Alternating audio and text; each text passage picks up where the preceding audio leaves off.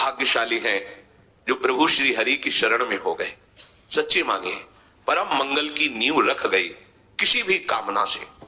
यही तो हमारे हरि की उदारता है।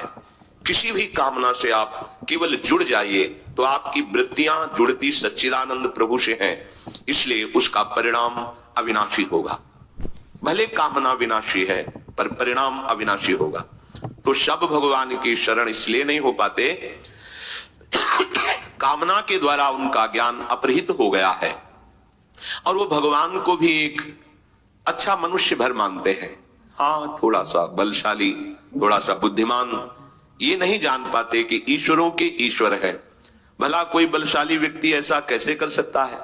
विचार कीजिए, लाखों गायें हैं ब्रजवासियों की, बाबा की ही कई लाख गायें, नंद बाबा की और उपनंद आदि और भी ब्रजवासियों की लाखों की, 1 लाख नहीं लाखों की संख्या में गायें हैं और शास्त्रों की संख्या में सब सखाजन है, गोपगण है और ब्रज 84 कोश भूमि चिदानंद है।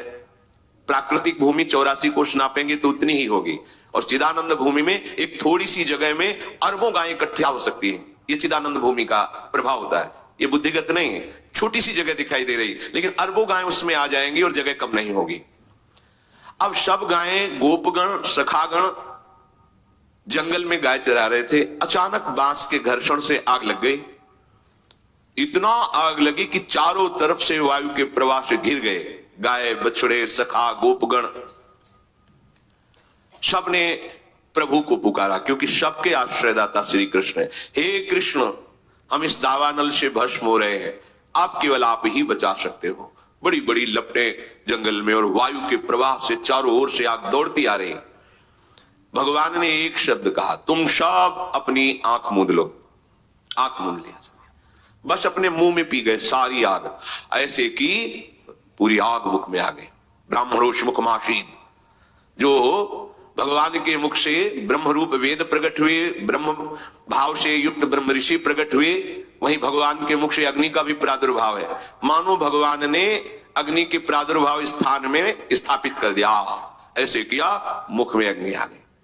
ये कोई व्यक्ति कर सकता है?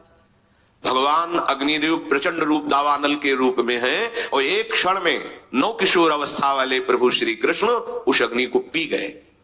देखा कि शांत एकदम अग्नि, सब सखागण आ गए। एक बार ऐसे और मुंजा टबी में आग लग गई, मूंज के वन में। सबने पुकारा, भगवान ने कहा आंख मूंद लो, घबराओ मत। दूसरे ही क्षण में सबने देखा वंशीवट की छाया में विराजमान है। योग माया अचिंत शक्ति संपन्न है, जो भगवान की एक शक्ति है। ऐसे अनंत शक्तियों से संपन्न भगवान है। काली देह का एक बूंद पानी भी कोई पी ले तो तत्काल मर जाएगा, ऐसा विषैला जल था। बहुत बलशाली कालिया नाग अपने परिवार सहित रहता था। भगवान ने देखा कि प्यास से पीड़ित होकर के गोपगण और गौवें, बछड़े सब जल पिए मर गए। मर गए, जल का ऐसा प्रभाव विषैला था। इतना वर्णन है कि ऊपर से अगर पक्षी निकल जाए तो मरकर नीचे गिर जाता था। ऐसी विषैली धूम निकलती थी कालीदह से, क्योंकि कालिया नाग बहुत बड़ा विषधारी था। गरुड़ से टक्कर लेने की सामर्थ्य रखता था, पर उनके पंखों के प्रहार से भागकर यहां आया था और जानता था कि यहां गरुड़ का प्रवेश नहीं है, इसलिए कालीदह में निश्चिंत होकर रहता था। यदि हमारे प्रभु मनुष्य हैं तो जरा देखिए, कूद गए कालीदह में। एक बूंद पानी किसी भी व्यक्ति को मार सकता, चाहे जितना बलशाली हो, और जाकर के सब इस लीला को जानते हैं। ललकारा कालिया को। कालिया ने देवी देखा, हमारे वास स्थान पर आकर कोई ऐसे स्वतंत्र जल के लिए कर सकता है, हमें ललकार सकता है। नागपाश में बांध लिया। ये नागपाश ऐसा भयानक है कि प्रतिक्षण मृत्यु जनित कष्ट देते हुए उसे मार देता है, हर नस नाड़ी को चूर चूर कर देता है। पर अमित बलशाली भगवान श्री कृष्ण के शरीर में उसी को पीड़ा होने लगी। नागपाश छोड़ करके खड़ा हो गया और विचार करने लगा, आज तक तो कोई ऐसा नहीं जो मेरे नागपाश में बंद कर भी बलशाली बना रहे, लेकिन यहां तो मेरा ही नागपाश मुझे ही कष्ट देने लगा। फटने लगा उसका शरीर जैसे ही भगवान को जकड़ने की कोशिश की। भगवान उसके फणों पर ऐसे हाथ रखकर छलांग मारी और ऊपर उसके सिर पर जाकर के नृत्य करने लगे।